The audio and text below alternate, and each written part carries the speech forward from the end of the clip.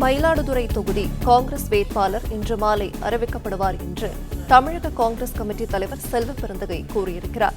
ராகுல் காந்தி விரைவில் பிரச்சாரத்திற்காக தமிழகம் வரவுள்ளார். ஓரிரு நாளில் தேதி வெளியிடப்படும் என்று செல்வ பெருந்தகை கூறியிருக்கிறார். விவரங்களை தர இணைகிறார் நம்முடைய செய்தியாளர் ராஜகுமரன். வணக்கம். இது பற்றிய முழு தகவலை சொல்லுங்கள். திராவிட முன்னேற்ற கழகத்துடன் கூட்டணி அமைத்திருக்கக்கூடிய காங்கிரஸ் கட்சி தமிழகம் மற்றும் புதுச்சேரியில் 10 மக்களவை தொகுதியிலும் விளவங்கோடு சட்டமன்ற இடைத்தேர்தலிலும் போட்டியிடுகின்றது. 9 மக்களவை தொகுதிகளுக்கான திருநெல்வேலி உட்பட 9 மக்களவை தொகுதிகளுக்கான வேட்பாளரும் விளவங்கோடு சட்டமன்ற தொகுதி இடைத்தேர்தலில் போட்டியிடக்கூடிய காங்கிரஸ் வேட்பாளரும் அறிவிக்கப்பட்டு விட்டார்கள்.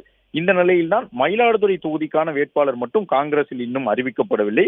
காங்கிரஸ் கட்சியை பொறுத்தவரை பல்வேறு தரப்பினரும் தேசிய தலைமையை தொடர்பு கொண்டு எங்களுக்கு தான் சீட்டு வேண்டும் என்று வலியுறுத்துவதன் காரணமாக மயிலாடுதுறை தொகுதிக்கான வேட்பாளர் யார் என்பதை தீர்மானிப்பதில் தொடர்ந்து இழுபறி நிலை நீடித்து வருவதாக கூறப்படக்கூடிய சூழ்நிலையில் தான் தற்பொழுது காங்கிரஸ் கமிட்டியினுடைய தலைவர் செல்வ பெருந்தகை மயிலாடுதுறை தொகுதிக்கான காங்கிரசினுடைய வேட்பாளர் இன்று மாலைக்குள் அறிவிக்கப்படுவார் என்று சொல்லி இருக்கின்றார்.